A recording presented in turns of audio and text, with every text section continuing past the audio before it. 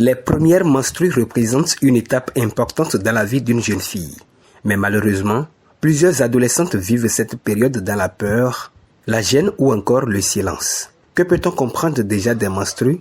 Améline Adjikpe, sage-femme diplômée d'État, nous en parle. Les menstrues, encore appelées règles, sont un écoulement de sang qui survient chaque mois chez la femme en âge de procréer.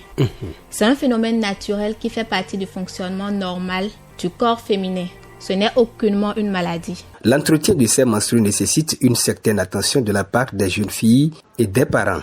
Ezekias Kahoulou, socio-anthropologue. L'entretien des premiers menstrues chez les jeunes filles désigne l'ensemble des pratiques d'hygiène, de suivi psychologique et de guidance pédagogique que les parents ou les mentors doivent fournir à la jeune fille afin qu'elle puisse vivre l'apparition de ses premiers menstrues comme une transition normale et saine plutôt que de les vivre comme un traumatisme. Et cet entretien a pour objectif de transformer cette mutation du corps féminin caractérisée par l'apparition des premiers menstrues en un véritable acte d'autonomisation, faisant de la jeune fille une actrice informée, rassurée et capable de déconstruire les tabous sociaux pour exercer une pleine souveraineté sur son corps et sur sa santé reproductive. Plusieurs erreurs sont à éviter par la jeune fille lorsqu'elle retrouve les menstrues pour la première fois.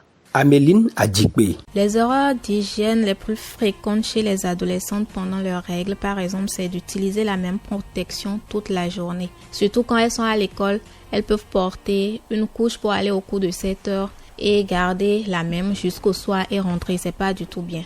Si elles ont la possibilité, normalement, toutes les 4 heures ou toutes les 5 heures au plus, elles doivent changer. Donc, disons 7 heures à midi ou bien si le cours termine à 13 heures rapidement, elle va changer, revient au cours de 15 heures, ainsi de suite.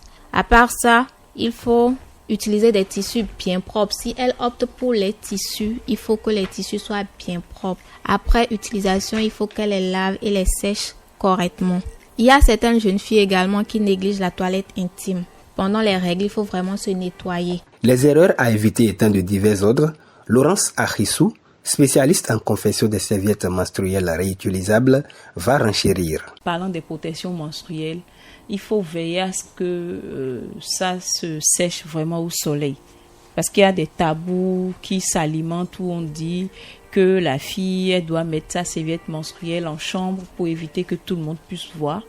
Mais aujourd'hui, il faudra faire le choix selon lequel elle peut mettre sa serviette menstruelle sur un linge au soleil et peut-être chercher un foulard pour protéger cette serviette menstruelle-là. Mais dire que on ne peut pas mettre au soleil peut également lui causer des mycoses. Parce que lorsqu'elle va laisser ça dans la chambre, dans sa chambre, il n'y a pas le soleil. Les filles qui ont du mal à évoquer leur ressenti à l'apparition des premières menstrues sont appelées à dépasser leurs limites pour minimiser les tabous. Rafiat Zanovi, présidente de l'ONG À nos enfants. Les règles, c'est une étape naturelle qui concerne toutes les jeunes filles. Et il n'y a pas de honte par rapport à ça, il n'y a pas de faiblesse par rapport à ça. La dignité, comme je viens de le dire, est une étape de la puberté. Donc, et pour en parler, il faut être vraiment relax, avoir une confiance en soi. Aux parents, aux filles et toute la communauté entière, le socio-anthropologue Ezekias Kahoulou conseille. Ne présentez plus jamais les règles ou les menstrues comme une chose sale ou dangereuse. Ne sacrifiez pas l'éducation de votre fille par peur de parler de son corps. Par rapport à nos sœurs, je voudrais également inviter à la pratique de quelques comportements. Je les invite à éviter l'autostigmatisation. La jeune fille doit éviter de percevoir son corps ou ses menstrues comme une source de honte. Et vis-à-vis de la communauté béninoise, je voudrais dire qu'il est urgent d'évoluer vers une éducation à l'autonomie corporelle. Retenons que les règles sont un phénomène naturel qui ne doit ni faire peur, ni être source de honte. Une bonne hygiène, des informations fiables et le dialogue entre les parents, les éducateurs et les professionnels de santé sont les meilleurs alliés des jeunes filles.